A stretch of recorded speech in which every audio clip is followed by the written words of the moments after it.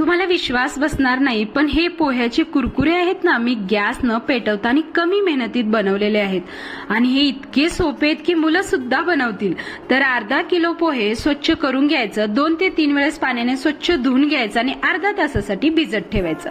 मग आता थोडं थोडं पाणी घालून पोहे मऊ करून घ्यायचं. आता तुम्ही तुमच्या आवडीनुसार याच्यामध्ये मसाले घालू शकता.